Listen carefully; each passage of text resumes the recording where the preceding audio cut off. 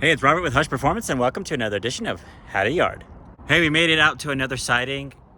What we came after is becoming one of the rarest cars to find in stock condition.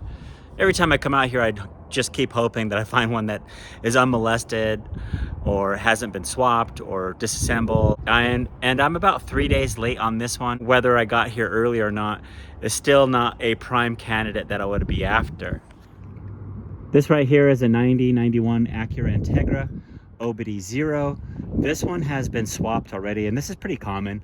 This one has a B18B1 swap in there, but it still has the cable transmission. There isn't any obvious crash damage on this, so it's unknown what kind of condition the engine is or what kind of problems the vehicle had. When you see things like this right here is from the forklift. So if you see some dents like this on either side, don't get excited as if it's been crashed. Chances are it's just from the forklift. Because it's been swapped already and I don't see any crash damage, this could be an engine that would work. I'm not entirely excited about taking it because there are a lot of pieces missing off of it. Maybe if it was a cleaner swap, I'd be interested in it. But I'm also, like most times, in a huge hurry. Our cable transmission's still in there. It looks like our sticker's still on here. It's an A1. That means it is an LS transmission, but these are getting harder to find. And so this is still something that somebody wants. Also on here, it looks like the wiring harness is in pretty decent condition. So when they did do the swap, they did an okay job. It doesn't look like they cut up the harness at all. Looks like they bolted things back on. Our resistor box is still there, so that's something I'm going to grab also. Looks like our B series intermediate shaft is there too, so I'm going to grab that. There's a rear T bracket there that swap guys are going to need, and our shift linkage is still there also. These right here, guys with EFs want also. This is going to be your DA size knuckles. We'll grab those, and it looks like they're in good condition on both sides. Or pro tip, when I come up onto a car that I'm looking for, and if it's here, what I'll do is I'll set up shop. I'll make sure I set up my tools, and then I'll make it look like I'm working on this. Maybe I'll grab a carpet out of the back trunk and put it over the engine just to give the idea that, hey, this is mine, don't mess with it. And then I'll go scout the rows that are new. So this one was posted 3 days ago. I wasn't able to get out here that early, but every morning during the week, this yard puts out new cars and new rows. One thing you could do, and I've failed on this before, is you come for something else, but a new row shows up, and who knows what's in the new row. If you don't look, then something that you really want could be there. So then I'll go to that row and then discover that there's nothing in that row, and then I come back to the car that I originally came for, and somebody could be working on it. What I've learned is don't get greedy, just go after what you came here for, and if it's available, post up and then go look. And then doing that, I came up across Acura TL. I know some pain.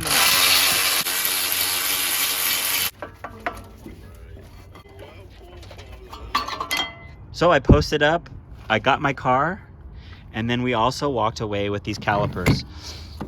These are calipers guys are rebuilding and putting on a number of other Hondas. Depending on your yard, they could charge you for brake pads, and these look pretty worn. So if you wanted to, you could disassemble them, but it just depends on how much the yard charges you for them, or if they're going to charge you at all for them. So that's just something to consider. Generally speaking, the yards I've been to don't charge any extra for hardware, so I'll just keep those in there. And guys that are going to buy these may need these for whatever adapters they plan to use. I gave the swap a good look over. I decided what I wanted to take and then how I'm going to proceed with that. And in doing so, it looks like somebody had pulled out the bolts on the transmission and the engine side. And since I want the rear bracket and the transmission, that means this engine could fall out. We do have a motor mount here on the transmission, but this actually needs to come out. This whole, I was planning on taking out this this front subframe, but I was also hoping that the engine would be held up, and normally that's what I would do. I would just rely on that mount to hold the engine while I drop the transmission. But in this case, It looks like the engine's just gonna fall out altogether. Maybe that rear bracket's still holding the engine. I could find an engine hoist, but they're around here somewhere, and I don't know which will be faster. To just leave all my stuff out, go find one and then wheel it down here, or just try to figure out what I'm gonna do. And right now I decided that I think I'm gonna just figure it out. If I have the idea that the engine might fall down, maybe I'll just wait to take the transmission out. So I'll work on the suspension to get it ready to come out, the axles, the intermediate shaft, all the stuff that I need to do underneath I'll do before I start working on getting the subframe out, which will inevitably drop the engine. If that's the case, then things are going to snag up as the engine falls down. And since I want the wiring harness, I should probably start at least disconnecting it from the chassis so it doesn't get snagged on anything on its way down. I could start cutting hoses away and like disconnecting the throttle cable. So what to do first? I want to take the injector resistor box. So I think I'll just leave that connected to the engine harness and lay the harness over the engine. I don't think I'm going to try to take the harness off of the engine because it might be easier once it's on the ground. There's stuff on the intake manifold that's underneath and wrapped around, and it might just be easier to do that once it's on the ground. But I do risk damaging the engine harness also by doing this. So I guess for experiment purposes, I'm just going to send it and see what happens, and then we'll know together what to do. Any hoses that are in my way, I'm just going to snip away. For those that are doing emissions compliance, you know, maybe this intake tube is something that you would want to grab. Looks like this one was connected to some aftermarket air filter here. This looks like in good shape. I'll consider taking that. But I'm going to take care with this harness because I want to resell this. Somebody with the DA is going to need this.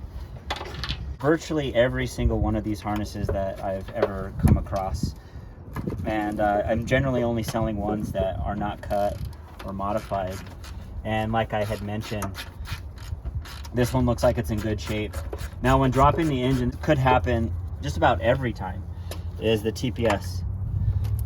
All right, so I'm gonna disconnect it right now because I already know once the engine drops, it's going to snag on that rear subframe. And because I want to protect the engine harness, I'm just gonna take it off now. It does look like our speed cable is there and our vehicle speed, so that's great. I was just in the zone and I wasn't thinking. I generally like to work on the bottom first so that I'm not laying and stuff like this. I was prepping the bay to drop everything down without thinking that I haven't done the bottom yet. And I cut this hose and you can see there's plenty of fluid still in it. Now that means that's going to be dropping down on me. So I think what I'll do now is just wait for all that to drop before I get under there. But again, before I start taking the engine down, I want to make sure to grab the shift linkage before everything drops. The rear T-bracket, there's a bolt that you can remove from up top, and there's two more underneath of it. I'm going to work on this one while I'm up here, but essentially everything else here is prepped and ready for me to go down there. You want that T-bracket. As I mentioned, that's going to be the T-bracket guys with EFs need to do their swap. I'm going to disconnect it from the engine and the transmission as I'm dropping all this stuff down, but I'm going to put that bracket with the hardware back onto the transmission. They could consider it part of the transmission, or they can charge you for an extra bracket, but at least you'll have the hardware and you won't forget it, because I've done that so many times. An easy way to get in here is without the starter. But it really depends on how many tools you bring with you to the junkyard. And I bring essentially everything that built Hush Performance. I have essentially 2 toolboxes. I have a variety of pneumatic tools that stay in the shop, but all my hand tools that I use on a regular basis that basically built Hush Performance, I carry with me to the yard. I'm generally not lacking in any tools. It's often that people are asking me for tools.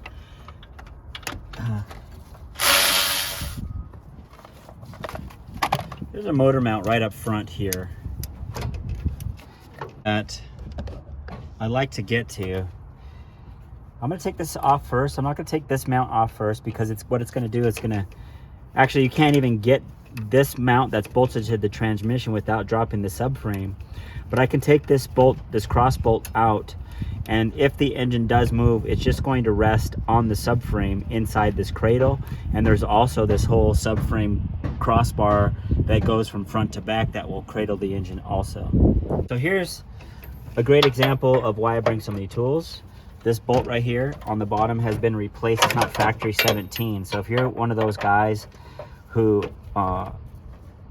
bring only the sizes you think it needs, which would be your 19s, 17s, 14s, 12s, 10s, you might be out of luck. This right here is an 18, and I have them. All right, so I have the socket here. I'm not gonna be stuck. And so again, I get scrutinized quite often about bringing too many tools, but here's a great example of how I've been able to prove that theory wrong. This adjustable wrench I'm using right here is from Snap-on. The absolute nicest adjustable wrench I've ever had. Most of them spread out or lose the size you're going after, like you're trying to lock it into a particular size, and then it will just loosen. These ones basically just clamp down and that's it. Swear by these. I have these in every size that they offer. I'm going to work on the front spindle. I like to start with the axle nut first. It's a 32 mil. The reason I like to do that is so that I can push the axle in or out, so as the spindle comes forward, it doesn't pull the axle out of the joint. And this one has been worked quite a bit here, and there's all kinds of different sizes in here. That's unusual. So that would normally be a 17. It's a 14 right now. Looks like the correct castle nut size is on this side, but it had been replaced at one point. Let's see what's down here. And this should be a 17 also. All right, so that's the easy part. Okay, so now when taking off the ball joints, I like to take the tie rod off first, because if you did the top or the bottom would basically kind of reconnect the weight of, so you did the bottom joint first, it pulls out, and then it's just hanging there. Then if you did this, then the whole thing falls over and then the tie rod's still connected. But if I do the tie rod first, it's not gonna fall over. Then I'll do the top and then I'll do the bottom. Then this tool right here is from Harbor Freight. I don't know what took me so long to get one of these, but these are a dream. Basically, it's going to just compress the bottom of the ball joint and then squeeze it together. If you're hoping to reuse these, I would suggest putting the nut back on the stud there. Boom. The upper can be a little tricky, so a ratcheting wrench comes in handy really well. You can see I'm almost out. So it's adjustable also. So check this out. So you can see how that stud ran out. What I'll do is, just so that I can get some more, is it's adjustable. We have this pin here that can push out, and it can adjust to the next setting. And then we have plenty of throw from this upper nut.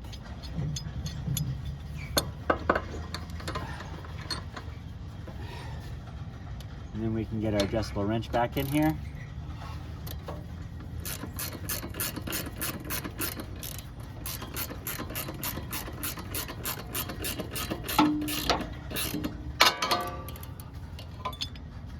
Now you see how that came down and then it pulled the axle. But hadn't I not take the axle nut out first, we could have ruined this axle. If this was OEM, I'd take it. This aftermarket one may not be too much value to me, but you know, there could be a swap coming up that would be nice to have some stock replacement. So if all the boots are good, I might take these. When it comes to knuckles, hubs, rotors, calipers, brackets, they really beat you up on this stuff.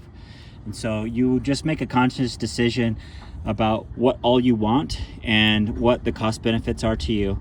So if you're just somebody that's putting this on your car, this could be a really good benefit to you to buy everything. There is no benefit to the rotors for us. They don't really help our sell.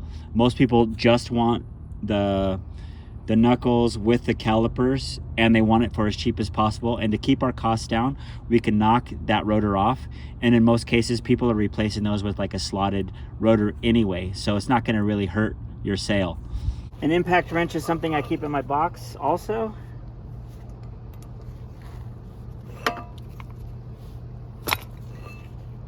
And you probably have one of these already.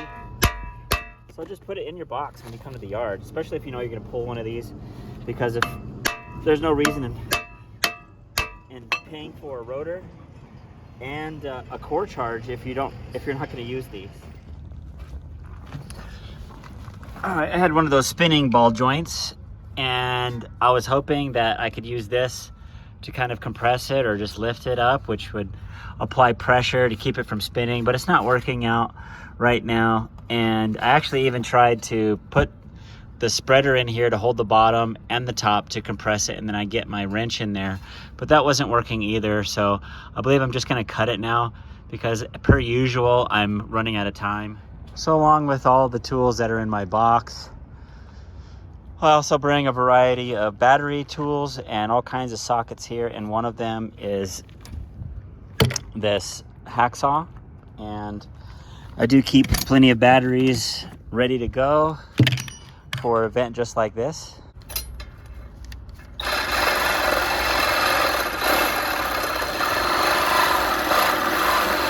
I do advise getting one of the larger batteries, but you'll notice I'm also going slow, and that what that does is it preserves the battery life and the blade life. When you go too fast, when it starts smoking, that's when you know that you're going too fast, and then molten material gets inside your blades, inside the teeth of your blades, and then that's what wears them out faster. So you'll notice that I was going rather slow, because going fast doesn't really mean that it's going to cut fast. It just means it's going to burn your batteries and your blade faster.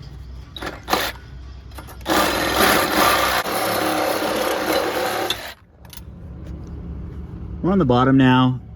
It's nasty bottom, but we're working on the shift linkage, and surprisingly all the OEM hardware is here. There's a 12, and then back behind this cover there should be a roll pin that holds this on.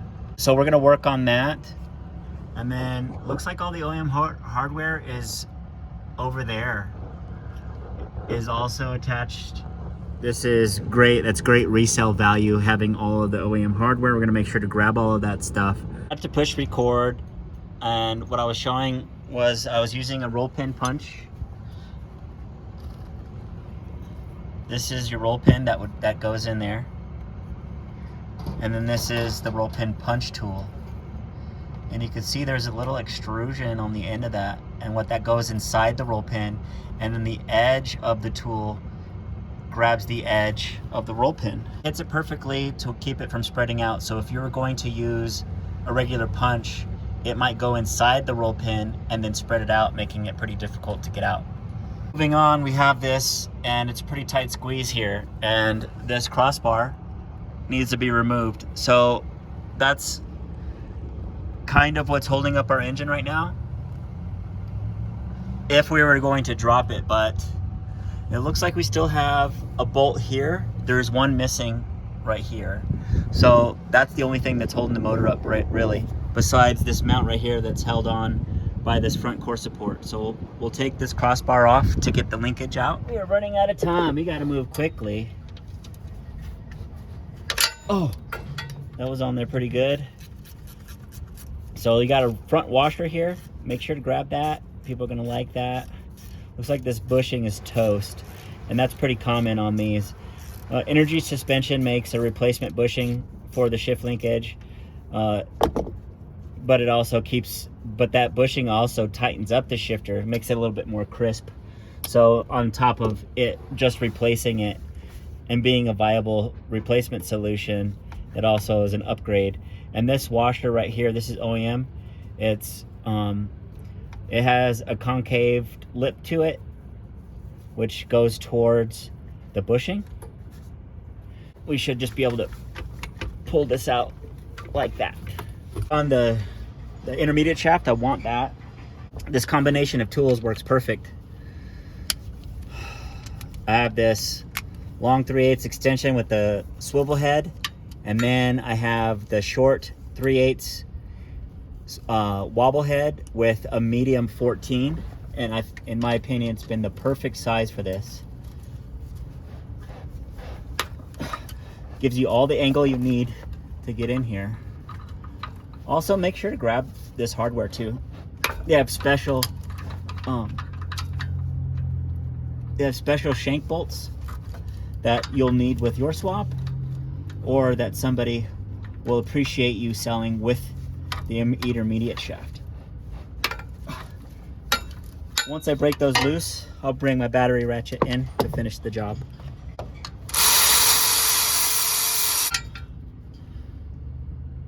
All right, what I decided to do was just bring this extension in here from the wheel well and take out that bolt and see what happens. Nothing happened. Okay, so I didn't know if I took that bolt out while I was underneath there if the engine would fall. So now there's nothing pulling the engine up, and I already took all the bolts out from underneath the transmission. So now what I'm going to do is the next portion of this was going to take out the subframe, and then that's what's holding the engine up.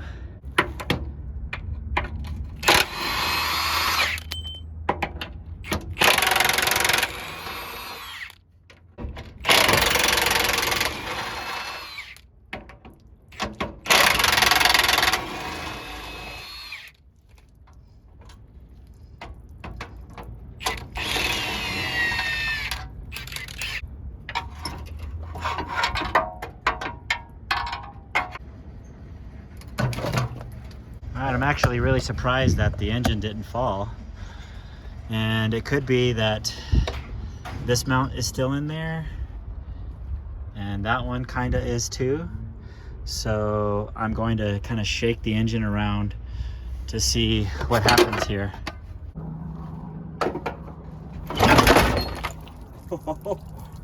Alright, and that's what it was. The engine's out. So it should be really easy to get the transmission off, and then while I'm there, I'm gonna grab this bracket right here. People need that for EF swaps. The engine was a little tall to get out from under the car, so I'm gonna just try to pull the transmission off. Starter looks stock, like OE. People like OE starters, so I'm gonna take it. I'm gonna keep it attached to the transmission. Our harness is still on the starter, but I'm old now and I don't feel like getting underneath the car right now. So I'm gonna see. Some of the wires are so old they pulled out anyway. So I'm starting to see a lot of breaks and cuts in this harness. So I think I'm gonna say c'est la vie. Nowadays, most people are piecing these engines together and they don't have all the hardware that they need. And so clutch and flywheel bolts is one of those things that do sell. But again, if you're someone who's piecing this together, you're following us because you're trying to get a transmission for your swap, grab these. This is now the time to do that. Looks like a brand new clutch also. I mean, I just came to a job that had a brand new clutch just last week. And it looks like those flywheel bolts are in just about the same shape as the other ones, kind of rounded off. Use the shortest socket you have in your box to take those off. It's what's gonna keep from wearing them out. or rounding them off. All right, we got the last mount that I wanted. Some yards will charge you for this mount here too. So I'm gonna pull this off, but keep the hardware. People like to buy this with the hardware. Clean this up and you should get some good money out of that. Okay, lastly, I'm gonna do what's called a dummy check. And that's basically to make sure I'm not a dummy and leave any tools behind. It's very easy to do that. And that's why I try to keep my stuff consolidated. If I'm gonna use something, I'll make sure to put it in one spot and I only pull from one spot and then put things back in a way as I go along. A lot of sockets and stuff that you're still using, just keep out. But you can see I like to separate my sockets and extensions with ratchets separated, and I do that so I can see every individual piece, because if I have something connected, it's either hard to find, or I think I lost it, or I will lose it. Once I'm done, then you know I have all of these socket set trays here too, so that helps keep things organized. Our haul, we got a transmission, axles, intermediate shaft, knuckles, hubs, 2 sets of calipers, Acura TL calipers at that. The transmission, shift linkage, we made out pretty well. There's some miscellaneous items there too that we should do pretty well on. This total haul was $471. I have a tax exemption, so if you guys are business guys, you probably could get your tax ID in at your local salvage yard. Also, I keep track of my cores. So I'll keep my receipts, and you're gonna be paying cores on axles. You're gonna be paying core on a transmission.